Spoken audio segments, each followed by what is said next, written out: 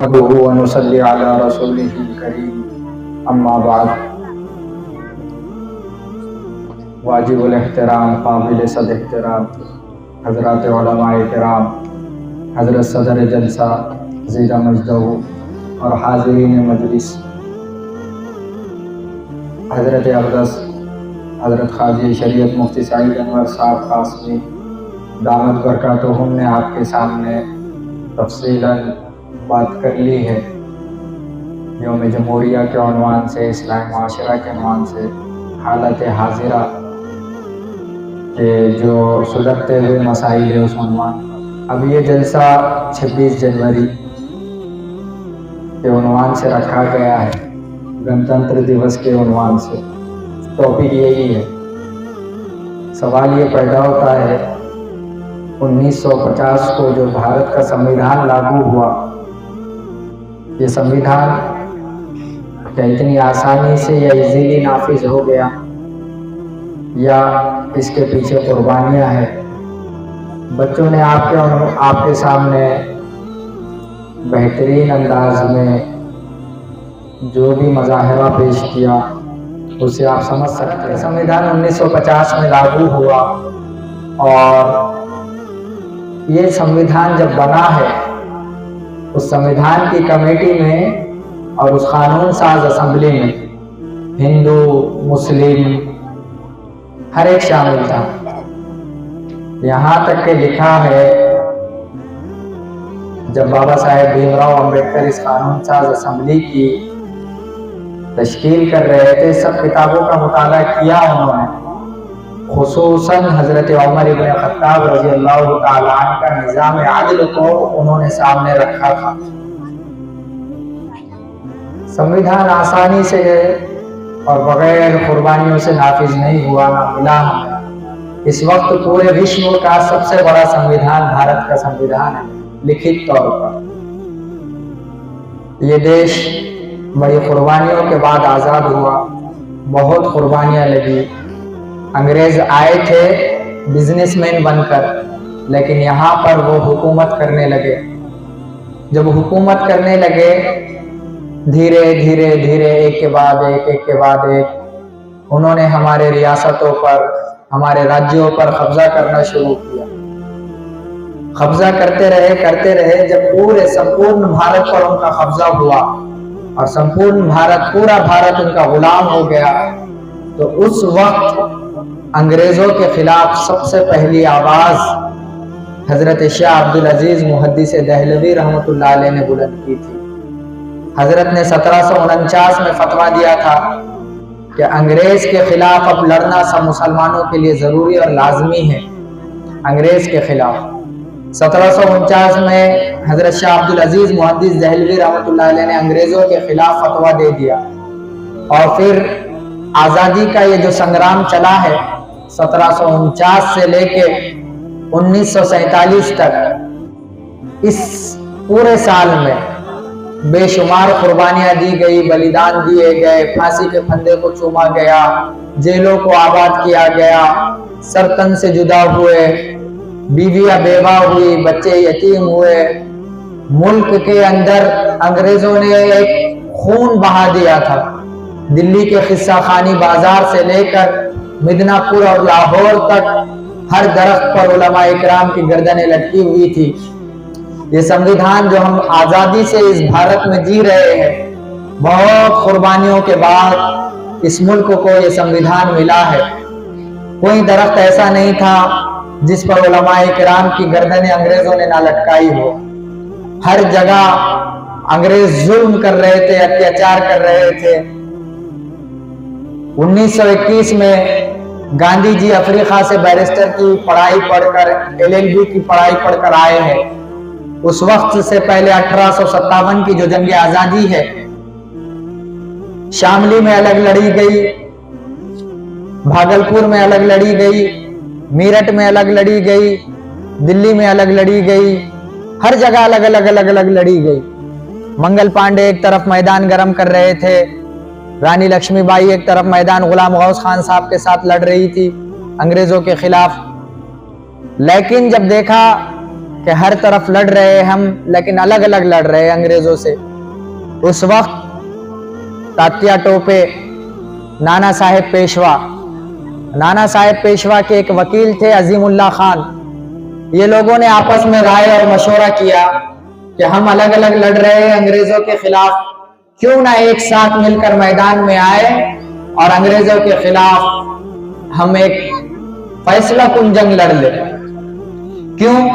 1857 में शामली का जो मैदान गर्म हुआ था वो हजरत मौलाना कासिम साहब नानोतवी रहमतुल्लाह अलैह, हाजी इमदादुल्लाह मुहाजिर मक्की रहमतुल्लाह अलैह, हाफिज जामिन शहीद खुतुब आलम हजरत मौलाना रशीद अहमद गंगोही, ये लोगों ने यहाँ अंग्रेजों के खिलाफ लोहा लिया था।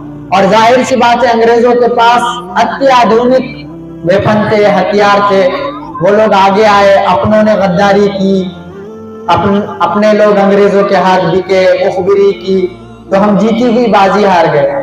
हजरत टीपू सुल्तान शहीद रहमतुल्लाह अलैह के साथ गद्दारी करने वाले अपने ही थे, नवाब सिराजुद्दौला के साथ गद्दारी करने वाले अपने ही थे, झांसी की रानी लक्ष्मीबाई के साथ गद्दारी करने वाले अपने ही थे। ये लोग अंग्रेजों के हाथ बिके और इन्होंने अंग्रेजों को सारे राज बता दिए और फिर जीती हुई बाजी हार गए। तो जब गांधी जी अफ्रीका से आए हैं बैरिस्टर की पढ़ाई पढ़कर, तो उस वक्त तक सबसे ज्यादा जो आजादी के लिए लड़ रहे थे, सभी का खून शामिल है इस मिट्टी में, सबने आजादी की लड़ाई लड़ी।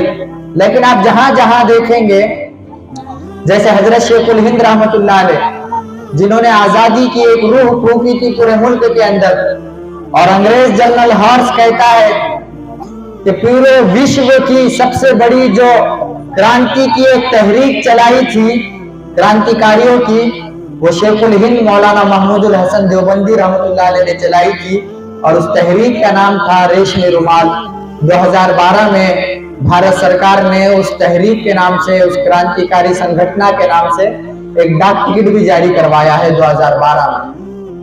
तो हजरत शेखुल हिंद रहमतुल्लाह अलैह, इन्होंने पूरे मुल्क में एक तहरीक चलाई थी अंग्रेजों के खिलाफ, क्रांतिकारियों को जमा किया था और अंग्रेजों के खिलाफ एक विद्रोह भड़का दिया था।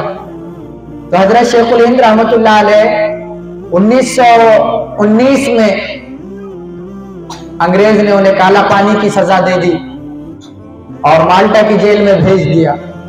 तो माल्टा की जेल में हजरत शेखुल हिंद रहमतुल्लाह अलैह रोजाना सोचते थे कि किस तरह अंग्रेजों से इस मुल्क को भगाया जाए, किस तरह इस मुल्क से अंग्रेजों को खदेड़ा जाए। अंग्रेज रोजाना मौलाना महमूदुल हसन साहब रहमतुल्लाह अलैह की पीठ को गरम सलाखों से दागता था और कहता था कि अंग्रेजों के खिलाफ आवाज बुलंद करना छोड़ दो।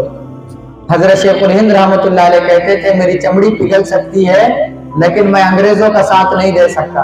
बहरहाल 1919 से लेकर 1920 के अवाखिर तक हजरत शेखुल हिंद रहमतुल्लाह अलैह और उनके साथियों को माल्टा की जेल में रखा गया। और जब हजरत शेखुल हिंद जेल से आजाद हुए तो बंबई से वो दिल्ली और दिल्ली से देवबंद पहुंचे हैं। तो महात्मा गांधी उस वक्त तक आ गए थे बैरिस्टर की पढ़ाई पढ़कर।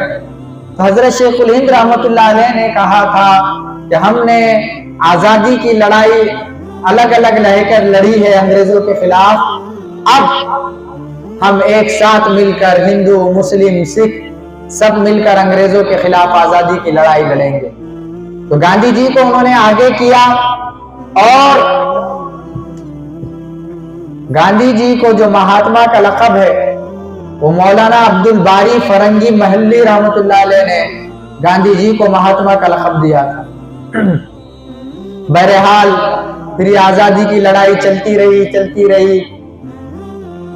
अंग्रेज भारत छोड़ो आंदोलन चला और उनके बहिष्कार का आंदोलन चला गांधी जी के नेतृत्व में। सब थे, खान अब्दुल गफ्फार खान जिनको सरहदी गांधी कहा जाता है, खान अब्दुल गफ्फार खान है, मौलाना आजाद है, बेगम हजरत महल है, बेगम हसरत मोहानी है, मौलाना हसरत मोहानी है, अरुणा आसिफ अली है, यूसुफ मेहर अली है, मौलाना मोहम्मद अली जौहर है, शौकत अली गौहर है। ये लोग सब गांधी जी के साथ थे और ये आंदोलन जो है आजादी का चलता रहा, लेकिन जैसे जैसे देश आजादी के करीब बढ़ा, अंग्रेज चाह रहे थे कि आजादी का तो अब इनको अब ऐसा कोई मौका नहीं था कि अंग्रेज पैर जमा सके। अंग्रेजों ने सोचा कि हम यहाँ से जा तो रहे हैं, लेकिन इनके अंदर फूट डाल कर जाए ताकि वह आगे सुकून की जिंदगी ना गुजारे। बहरहाल इन्होंने तकसीम का मुतालबा किया। कुछ लोगों ने भारत के तकसीम का मुताला किया।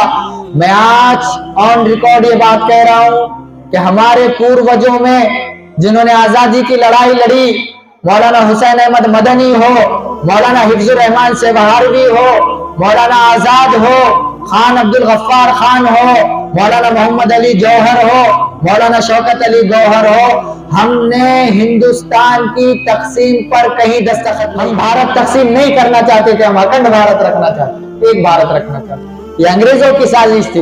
हमने तकसीम की मुखालिफत की, हम भारत को एक रखना चाहते थे और खूबसूरत रखना चाहते थे। ये अंग्रेजों की पैदा की हुई एक जमात थी जिन्होंने तकसीम का मुतालिबा किया।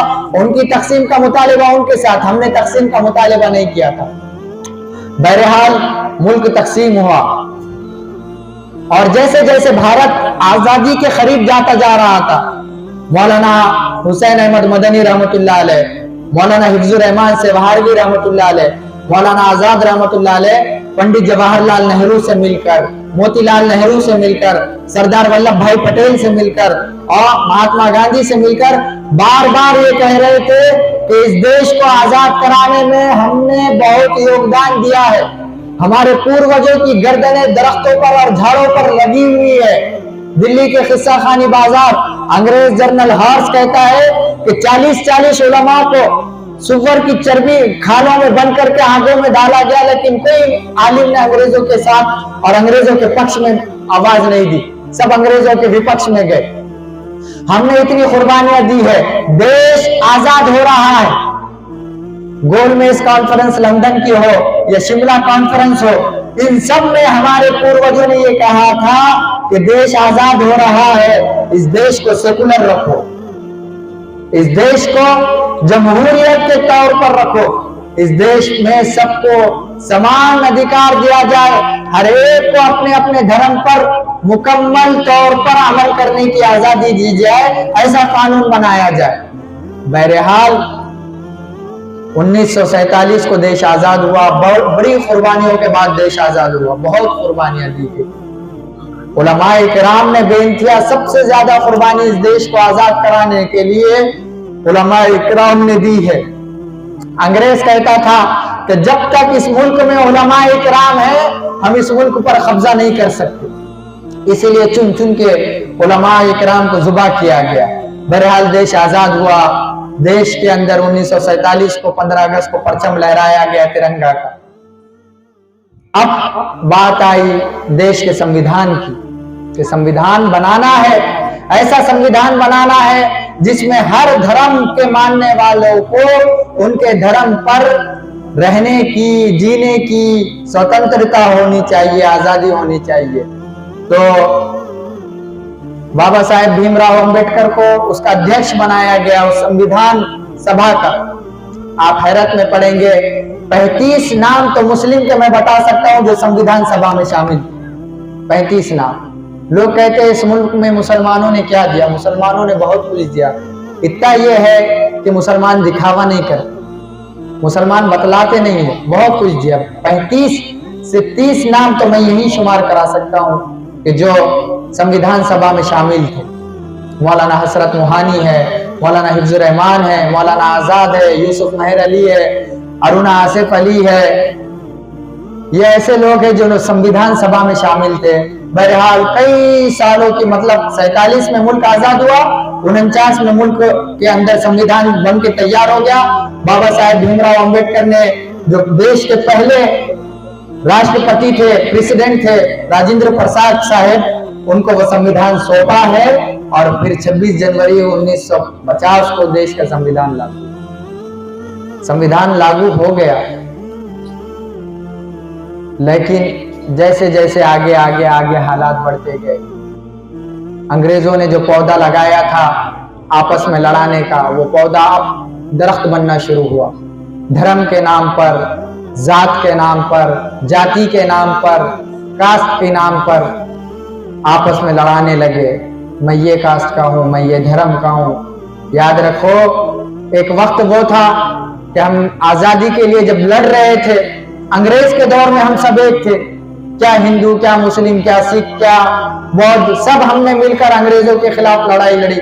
जब अंग्रेज इस मुल्क से चले गए तो हम आपस में लड़ने लगे। एक चबूतरे पर बैठकर, एक वट्टे पर बैठकर, जवारी की रोटी, ठेचा खाने वाले, साथ में खाने वाले आज एक दूसरे की तरफ देखना तक गवारा नहीं करते। ये क्यों? ये अंग्रेजों ने लगाया हुआ पौधा है, आपस में फूट डालो। देखो, अंग्रेज चाहता है, आज मुल्क तरक्की क्यों नहीं कर रहा है? आज हमारे देश से ज्यादा इकोनॉमी दूसरे देश की है, जीडीपी। क्यों? हम लोग आपस में ही लड़ रहे हैं। हम लोग आपस में, तो देश उन्नति की तरफ, देश तरक्की की तरफ, देश ऊंचाइयों पे कैसे जाएगा? नहीं जा रहा है देश। हम लड़ रहे हैं बस आपस में। हम इसका गला पकड़ रहे हैं, वो हमारा गला पकड़ रहा है, धर्म के नाम पर, जात के नाम पर। तो देश तरक्की कैसे करे? एक वक्त था, लाल बहादुर शास्त्री देश के सेकंड प्राइम मिनिस्टर थे। उन्होंने ऐलान किया था, जब इंडिया और चीन की जंग लड़ रही थी, जारी थी, और इंडिया और चीन की जंग, तो देश इतनी गुर्बत में था, इतनी कसम पुरसी के आलम में था।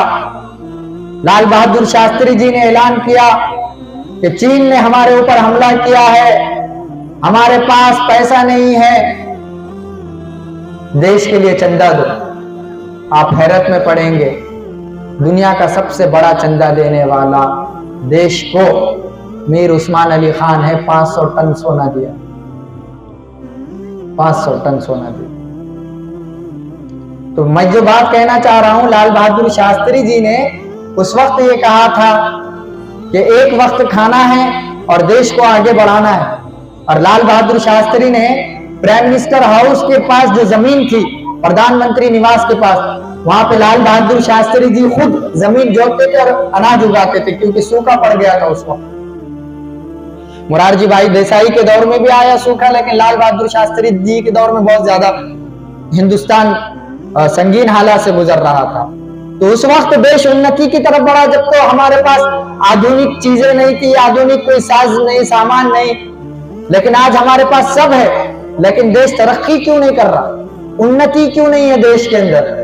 हम ये कहते रहे कि हिंदुस्तान को दुनिया के नक्शे पर विश्व गुरु बनाना है, लेकिन देश की जीडीपी इतने नीचे, देश की इकोनॉमी इतने नीचे, देश तरक्की नहीं कर रहा। क्यों नहीं कर रहा? इसलिए नहीं कर रहा है, हम आपस में उलझ रहे। भाई, जब भारत के संविधान ने हमको यह आजादी दी है, हमें भारत के संविधान ने यह अधिकार दिया है कि हर नागरिक अपने धर्म पर अमल कर सकता है, अमल करने की आजादी है, तो फिर हम दूसरे के धर्म पर इंटरफेयर, हस्तक्षेप क्यों करें? सबको आजादी है। मस्जिद से अजानें हो सकती है, हो रही है, मंदिर से कीर्तन भजन की आवाजें आ सकती है, आ रही है, गुरुद्वारों से गुरुबानी की आवाज आ सकती है। देश के अंदर ये संविधान है। अगर हम अपने दिल में, चाहे हिंदू हो, मुस्लिम हो, सिख हो, सब अगर ये तय कर ले कि भाई सबको अपने अपने धर्म पे अमल करने की आजादी है, ना उसके नमाज से मुझे कोई तकलीफ, ना उसके पूजा से मुझे कोई तकलीफ, ये आपस में कोई लड़ाई झगड़ा नहीं हो सकता। भाई, तू तेरे धर्म पे रहे, मुझे तेरे धर्म से कोई तकलीफ नहीं। अगर ये पैगाम हर भारत का नागरिक अपने दिल में बसा लेना, तो भारत फिर सोने की चिड़िया बन सकता। भारत विश्व गुरु बन सकता है।